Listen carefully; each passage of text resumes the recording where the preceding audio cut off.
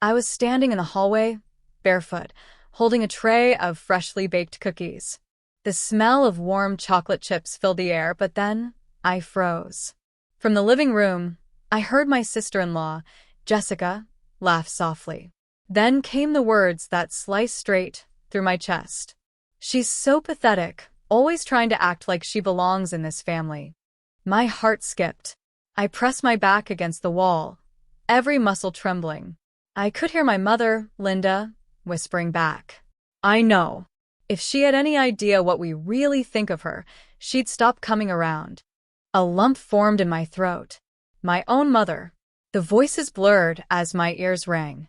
I clutched the tray tighter, feeling the heat of the cookies sear my fingers.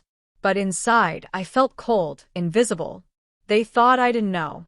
They thought I was just the quiet daughter, the clingy sister. But I heard every single word they said.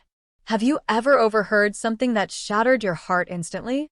My name is Emily Carter, and for most of my life, I thought I was loved, really loved.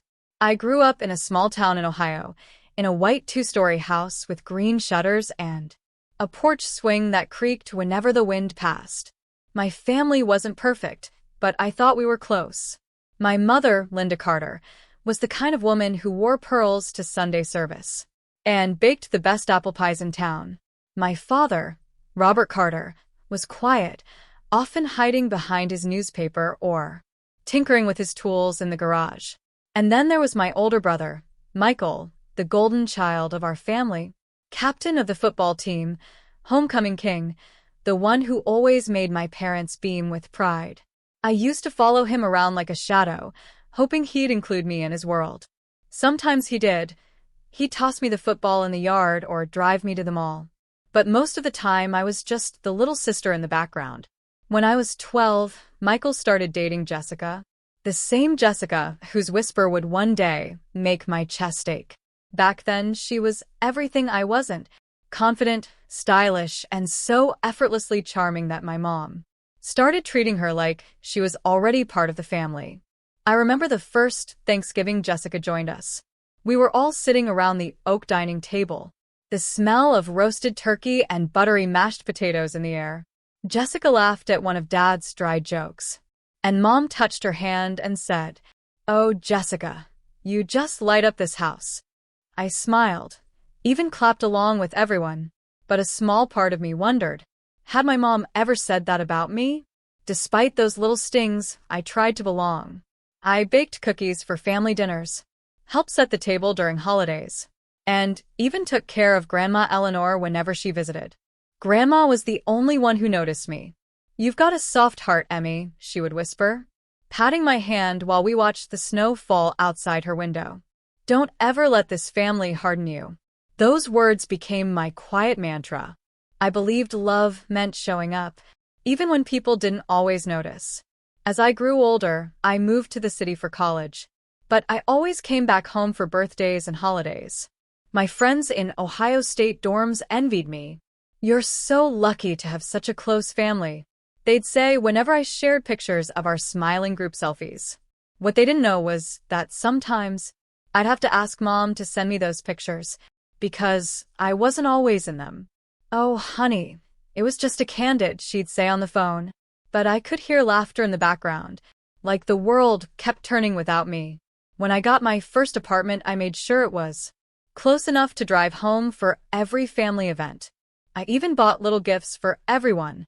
Scented candles for Mom, new grill tools for Dad, and football merch for Michael. I thought maybe if I kept giving, one day I'd feel truly part of them. And for a while, I believed I did. Christmas Eve 2 years ago felt magical. We all sat around the fireplace, soft carols playing from Dad's old speaker, and Jessica handed out mugs of hot cocoa. She even hugged me that night and said, "You're like the sister I never had."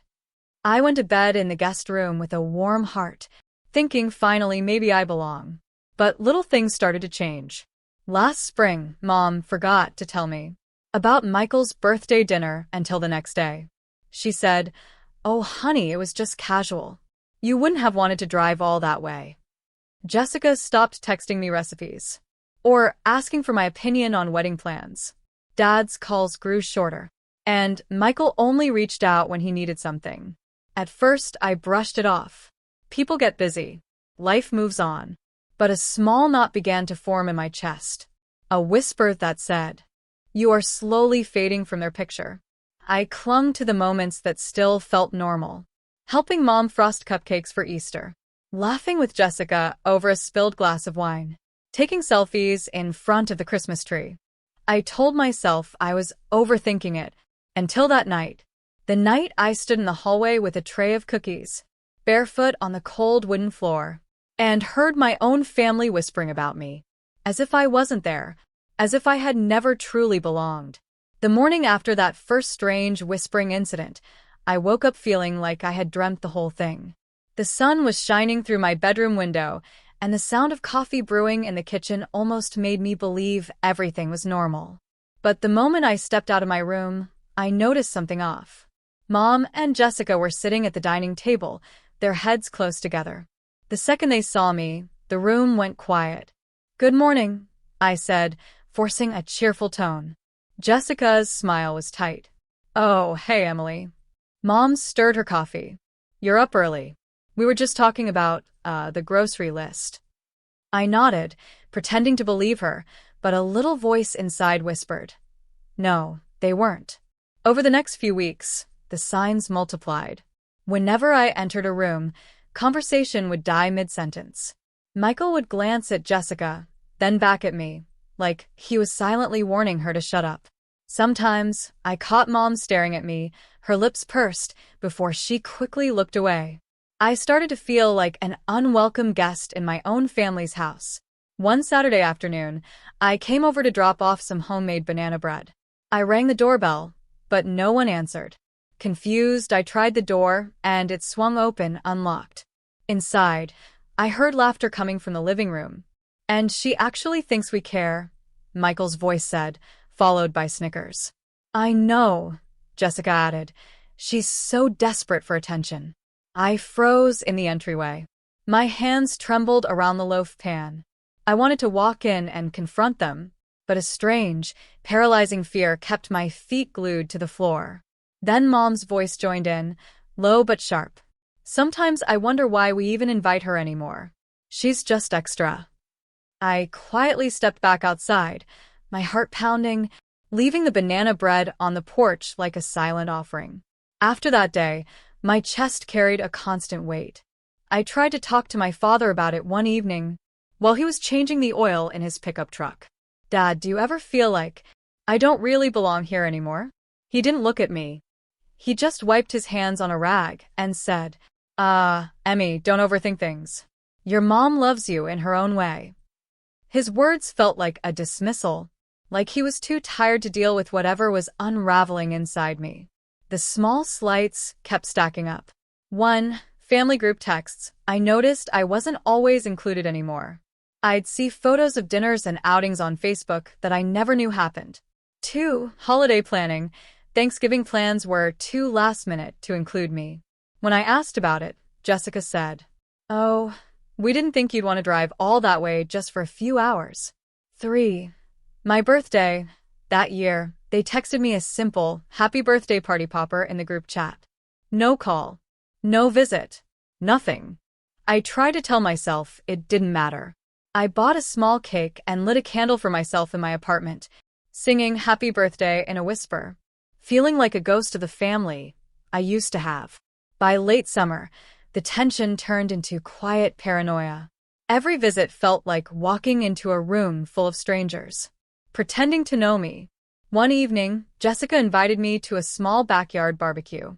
I hesitated, but I went, part of me still hoping I was imagining things. The air smelled like charcoal and grilled burgers. Fireflies flickered against the dusk sky. Michael handed me a plate with a burger, and for a moment it felt normal, until I went inside to grab ketchup. As I walked down the hall, I heard Jessica's voice drift from the kitchen to the patio door. "She's so naive. It's almost funny." Then Mom, "I know. But as long as she stays out of the way, let her think she's part of this." Laughter followed. I set the ketchup bottle down on the counter and gripped the edge with both hands, my knuckles turning white. I stared at my own reflection in the shiny metal toaster, seeing a woman who didn't belong anywhere. I started writing in a journal to cope. Pages filled with half-formed sentences. Why don't they love me? What did I do wrong? Why does it hurt more to overhear than to be told? I'd cry quietly in my apartment at night, hugging a throw pillow like it could keep me together. Grandma Eleanor noticed during one of our weekly phone calls. "Emmy, sweetheart, something's weighing on you." I hesitated, but the words tumbled out. I think my family talks about me behind my back." She went silent for a moment, then sighed. "I'm sorry, love. I've seen how they can be. But remember this, when people show you who they are, believe them." The final straw came 2 weeks before Christmas. I stopped by Mom's house to drop off some gifts early. As I stepped onto the porch, I heard voices through the slightly open window. "We should tell her not to come this year," Jessica said. "It just ruins the vibe when she's around." Mom replied, "Maybe we'll say we're traveling. She's probably used to being alone anyway." Laughter. That laughter didn't sound like family. It sounded like knives. I turned and walked back to my car, gifts still in my arms, tears blurring the Christmas lights in the distance. I realized then, I was done pretending I didn't hear them. It happened on a night that should have been full of comfort. The first heavy snow of December had just fallen, blanketing the neighborhood in a soft, white glow. I decided to bring a tray of warm cookies to Mom's house. A small tradition I'd kept since I was a teenager, thinking maybe, just maybe, I could keep our bond alive. I parked my car in the driveway, the headlights cutting through the falling snow. From the outside, the house looked like something from a Christmas card. Wreath on the door, lights twinkling, smoke rising from the chimney. For a fleeting moment, I let myself imagine that everything was normal. I didn't even knock. I still had the key they'd given me years ago. I stepped into the entryway, boots crunching on the mat, and called out softly, "Mom?" I brought cookies. No response. But I heard voices, low, conspiratorial, drifting from the living room. I moved quietly, almost instinctively, as if some part of me already knew I wasn't meant to hear what was coming. I stopped just short of the doorway, the smell of pine needles and cinnamon candles wrapping around me like a lie. "I can't believe she still tries so hard," Jessica's voice said, amused. "Showing up with cookies like that makes up for, well, her being her." Laughter. I recognized Michael's low chuckle, then Mom's higher, brittle laugh. "Honestly," Mom said, "I don't even know why we still invite her. She's just embarrassing sometimes. Always so needy. Like a little lost puppy." The words pierced me, sharp and cold. My own mother. I pressed myself against the wall, fingers tightening around the warm metal tray until it burned my skin. I didn't make a sound. Even my breath felt dangerous. Jessica chimed in again. "I mean, look at her life. She's what, 32? No husband, no kids, living in that tiny apartment all alone. She's practically a failure, but she still clings to us like we're her whole world." "Well, we're her whole world," Michael said. "And that's the sad part. She doesn't get that we've moved on." A lump rose in my throat so big I could barely swallow. I wanted to scream, to run, to burst into the room and shatter their smug little bubble. But I couldn't move. It was like I had turned to stone. Mom's voice came again, quieter but sharp as glass. "Sometimes I wish she'd just stop coming around. It's exhausting pretending to care." Jessica snorted. "She's too dense to get the hint. Maybe this Christmas, we just forget to invite her." More laughter. Their voices melted into one cruel chorus that rang in my ears, louder than the crackling fireplace.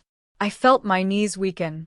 I pressed my forehead to the cold wall for support, the tray of cookies trembling in my hands. One cookie slid off and hit the floor with a soft thud. The sound echoed in my head like a gunshot. In that frozen moment, I thought of every birthday I'd shown up for, every holiday where I'd stayed late to help clean, every gift, every hug, every "I love you" that I had meant with all my heart. I saw flashes of my life with them. Michael tossing me a football in the backyard. Mom braiding my hair before church, Jessica hugging me with fake warmth last Christmas. All of it suddenly felt like a lie. I backed away slowly, heart pounding in my ears, cookies rattling on the tray with each shaky step. I made it to the front door, without them noticing. The cold night air hit me like a slap. Snowflakes stung my wet cheeks. I hadn't even realized I was crying. I stumbled to my car, set the cookies on the passenger seat, and gripped the steering wheel until my knuckles turned white. Inside the house, their laughter carried faintly through the walls, muffled but unmistakable.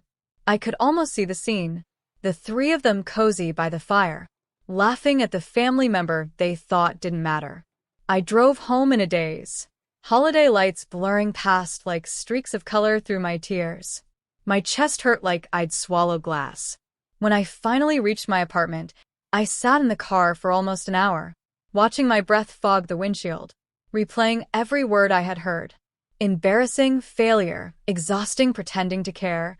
I whispered the words to myself, like testing the sharpness of a knife before it cuts. Inside, the silence was deafening. I placed the untouched cookies on the counter and stared at them, thinking about how I had baked them with love, for people who didn't even want me around. I slid down to the floor, hugged my knees to my chest, and let the sobs come. It wasn't just the betrayal. It was the realization that I had been alone all along, and I was the only one who hadn't known it. That night, something inside me shifted. A quiet, cold resolve began to grow in the hollow space, where my family's love used to live. I promised myself one thing. They would never see me beg for their love again. I didn't go back to my parents' house for a week after that night.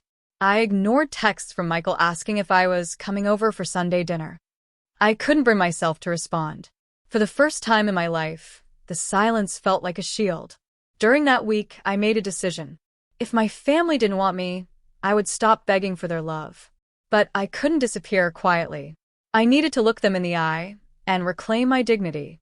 Grandma Eleanor called me 2 nights before Christmas. "Emmy, sweetheart, I haven't seen you around. Are you all right?" My voice trembled. "I overheard them, Grandma. Everything. How they really feel about me." She sighed, a deep, knowing sound. "I'm so sorry, love. I wish I could say I'm surprised. But you've got to do what's best for your heart now." "I will," I whispered. I need to do one thing first." Christmas Eve came, and I decided to go to the house one last time. Not to join them, not to smile through the pain, but to face the people who had broken me and leave on my terms. The night was clear and cold, the streets quiet except for the crunch of snow beneath my boots. I carried a small box in my hands. Inside were the keys to their house, a family photo from my childhood, and a short letter I had written the night before. My heart pounded as I walked up to the porch. Through the window, I saw them, Mom, Dad, Michael, and Jessica, laughing around the tree, the warm glow of the fireplace flickering behind them. I rang the doorbell. The laughter stopped. Mom opened the door, her smile faltering when she saw me. "Oh, Emily, we didn't think you were coming." "I know," I said, voice steady. "You didn't want me to." Her eyes widened. "What are you talking about?" I stepped inside slowly. The box clutched against my chest. Michael and Jessica hovered behind her, their expressions tight, guilty. "I heard you," I said simply. "That night. Every word. How I'm a failure. How it's exhausting to pretend to care. How you wish I'd just stop coming around." The room went silent except for the faint crackle of the fire. Jessica glanced at Michael, then tried to laugh it off. "Emily, come on. We were just joking. You took it the wrong way." I shook my head. "No. You don't joke about wishing your family would disappear. You don't joke about calling your sister pathetic." Michael opened his mouth to speak, but I held up a hand. "Don't. I'm not here for excuses." I walked to the coffee table and set down the box. "These are my keys to this house," I said. "And this is the last picture I'm going to keep of us as a family. I want you to look at it and remember that once I tried so hard to belong here. Mom's voice wavered. Emily, please?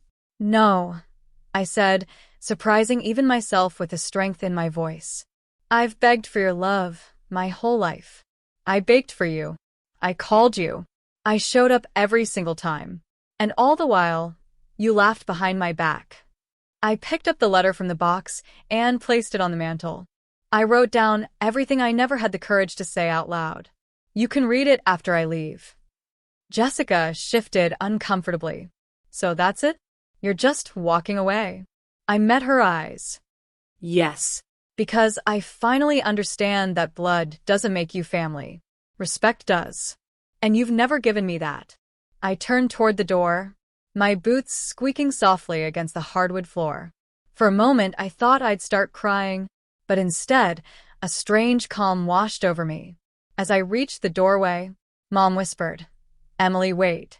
I paused just long enough to say the words I had held in for decades. I deserved better than all of you. And I'm finally going to give that to myself. Then I stepped out into the cold night, letting the door close behind me. I didn't look back. Not at the warm glow of the windows. Not at the family who had never truly been mine. As I walked to my car, I felt a piece of the weight lift from my chest. The snow crunched beneath my boots. And for the first time in my life, I felt free. The drive back to my apartment that night felt both heavy and strangely weightless. My hands gripped the steering wheel, but I barely felt the leather under my fingers. Outside, the Christmas lights blurred into streaks of red and green through my tears, and the soft hum of the heater in my car was the only sound in my small, private universe.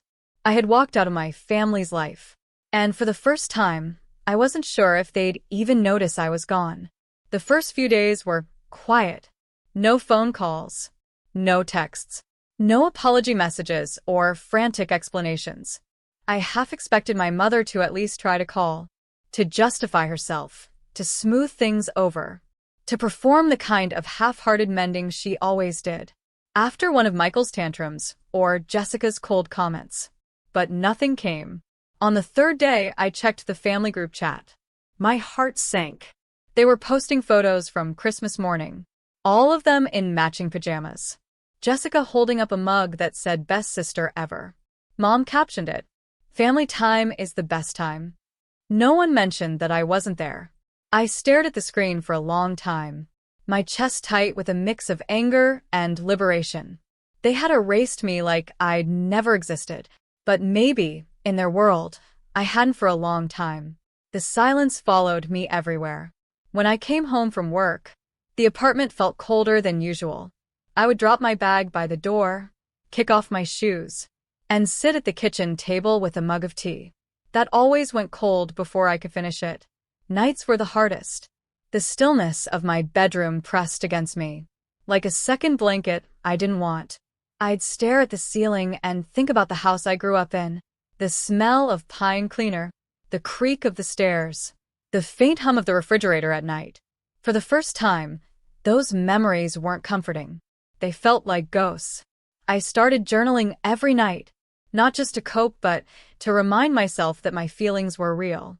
I wrote about the anger that bubbled up when I saw Jessica's smug smile in my head. I wrote about the sadness that came in waves, the grief of losing a family that was never truly mine. And I wrote about clarity. They didn't change overnight, I wrote. They just finally let me hear the truth that had always been there. A week after Christmas, my father showed up at my apartment unexpectedly. I was curled up on the couch with a blanket, watching the snow fall through the window. When I heard the knock, when I opened the door, he stood there in his old brown coat, hands shoved in his pockets, eyes downcast. Hey, Emmy, he said softly. Can I come in? I hesitated, but stepped aside.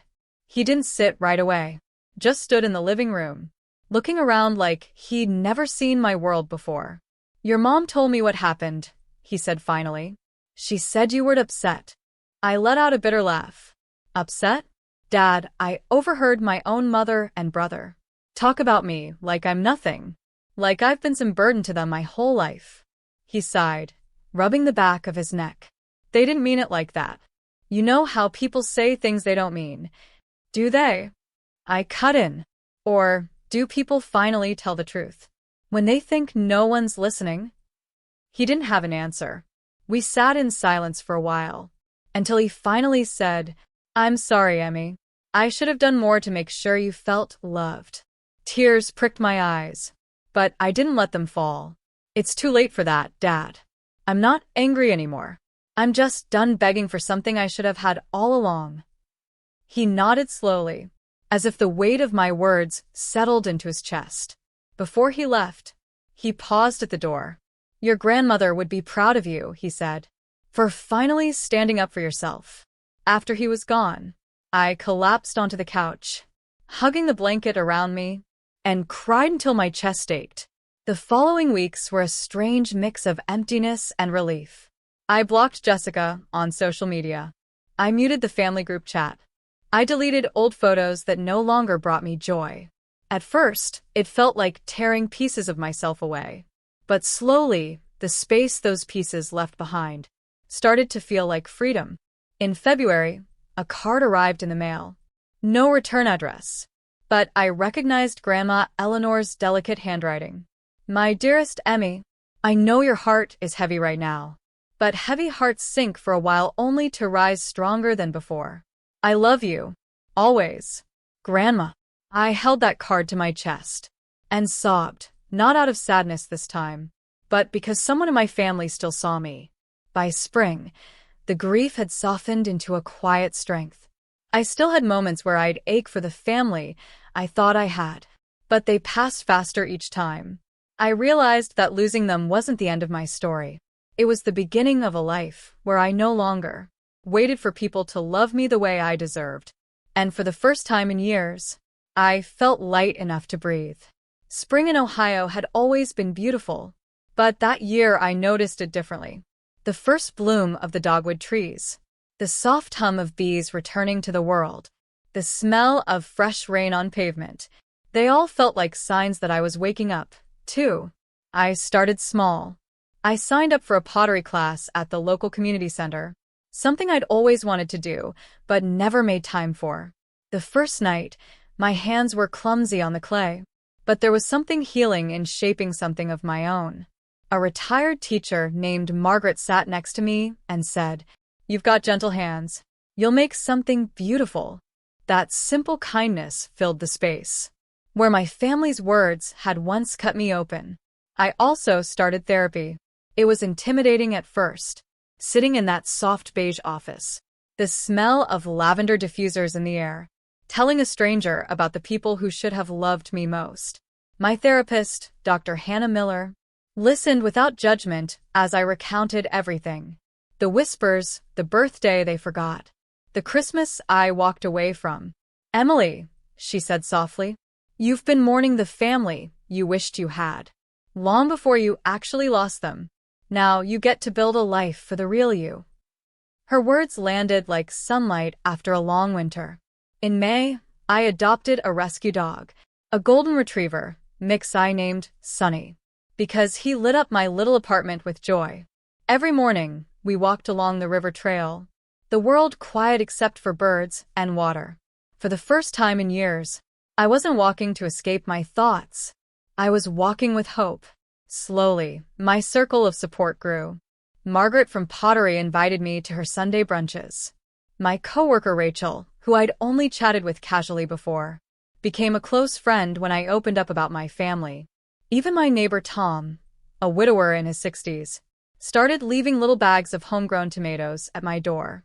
I realized that family can be chosen, and sometimes they're the people who notice when you're quietly hurting, even if they've known you for a short time. I also began a new tradition for myself. On my birthday that summer, instead of waiting for a text that might never come, I bought myself a cake. I lit 33 candles in my tiny kitchen, and when I blew them out, I whispered a promise. No more begging for love. I will give it to myself first. Afterward, I took Sunny for a drive to the lake, rolled the windows down, and let the warm wind tangle my hair. I felt free in a way I'd never felt, sitting at that family dining table, with fake smiles and cold hearts. One day in June, I ran into Grandma Eleanor. at the small-town farmer's market. She hugged me tight, and I could feel the tremor in her hands. "You look lighter, Emmy," she said, her eyes misty but proud, like someone who finally knows her worth. "I think I do," I whispered, smiling. We bought fresh peaches and lemonade, and for the first time in a long while, I didn't feel like the lonely girl, waiting for someone to choose me.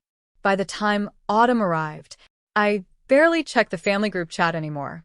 Michael and Jessica had a baby. I found out through a mutual friend.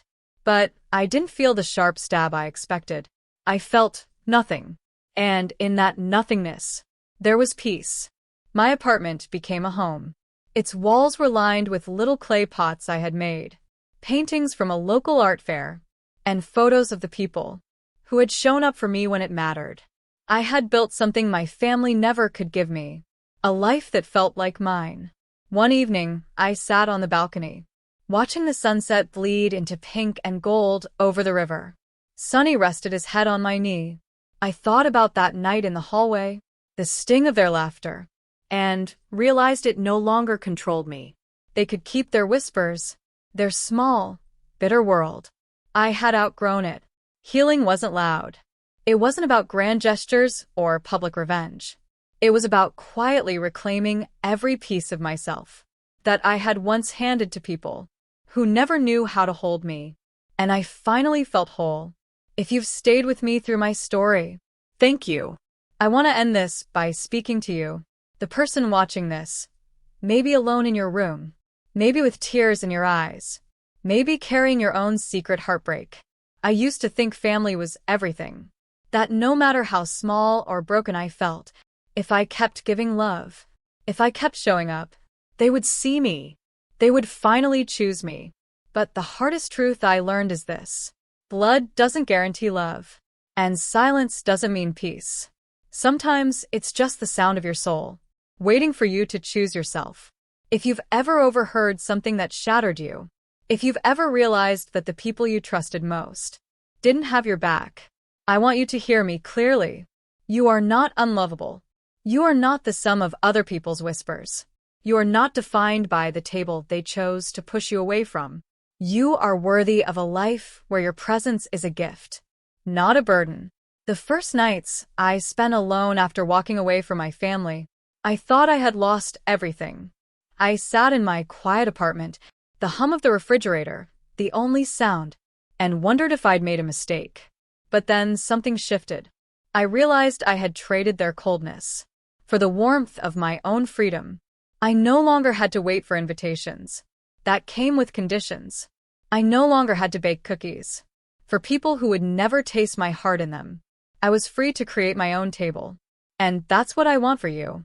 If any part of my story feels like yours, stop waiting for the people who hurt you to change.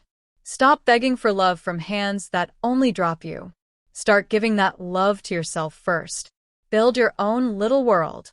Start the hobby you've been putting off. Reach out to the friend who actually listens. Adopt that dog or plant those flowers. Write the story of your life with your own hand. One day, you'll look around at the life you've built and realize that the people who broke you don't even live here anymore. If this story touched you, I want you to do 2 things for me. 1, comment below and tell me your story. Have you ever overheard a truth you wish you hadn't? Or walked away from people who didn't value you? Your story might be the light someone else needs tonight. 2, share this video with someone who needs courage. Someone who is sitting in the dark like I once did, thinking they are alone. Let them know they are not. Remember this: family is not who shares your blood. Family is who shows up when it matters. And sometimes, the most powerful thing you can do is close the door on the ones who never knocked for you and open a new one for yourself. Thank you for listening to my story. If it helped you in any way, leave a like, subscribe, and join this little community we're building here. Because here, you are seen, you are heard, and you are enough.